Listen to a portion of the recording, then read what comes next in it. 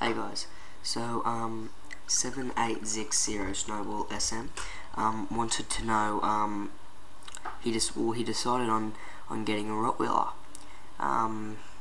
which changed his mind because of my video, which I'm very pleased about that.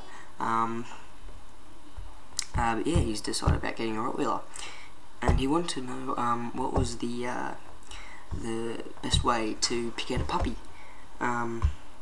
And I think I've done this one of these videos before, but if I haven't, then I'll do it now. If I have, then I'll do it again.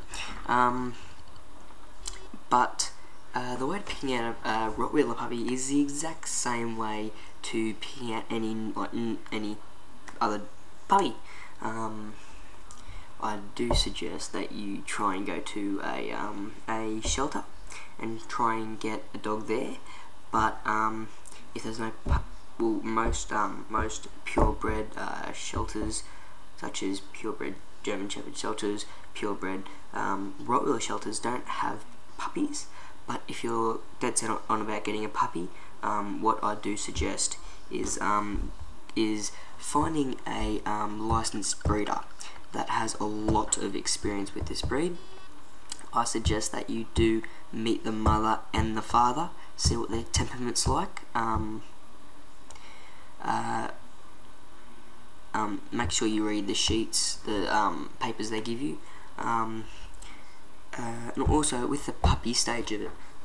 You don't want to pick out the puppy that's curled up in a ball in the corner. Obviously that's really cute, but it's a sign of anxiety that can later turn into aggression.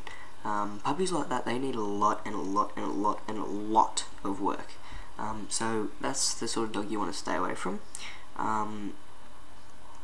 Those dogs I recommend to trainers who have been trained for a couple of years.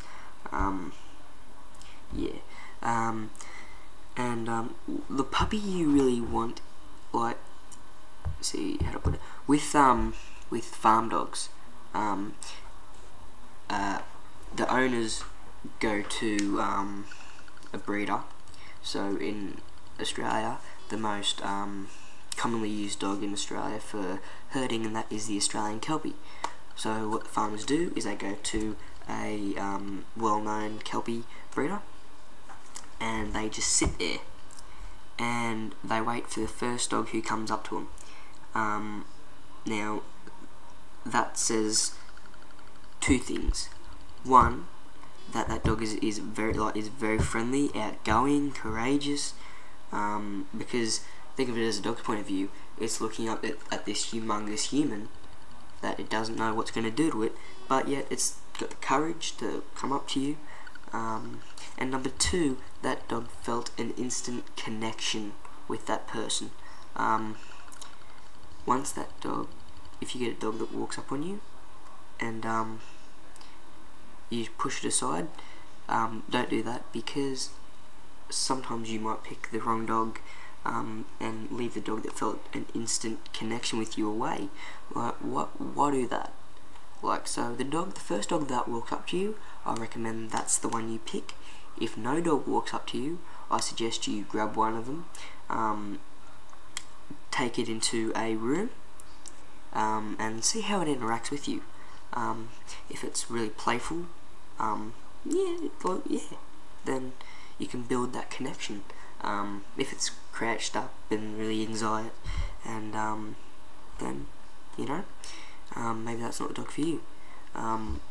But yeah, so picking a puppy, you've got to know what you're looking for.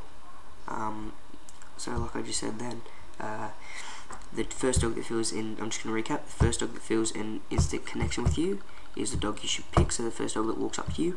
If no dog walks up to you, pick one of them, take him into a room, see how it goes. So thanks for the question. Thank you all the people out there for subscribing. If you want to ask me a question, you can send me a question up in my you can inbox me here, or you can go to my webpage and you can inbox me there. but I will not, if you have subscribed, I will answer your questions. If you haven't subscribed but you ask me a question, I will then ask you to subscribe to me, and if you do, I will surely answer your question. But yeah, so I hope you like it. I hope I've answered your questions, Snowball. So yeah, thanks for the question. Really good question, by the way. Alright, so the links will be in my description, and thank you guys. See you.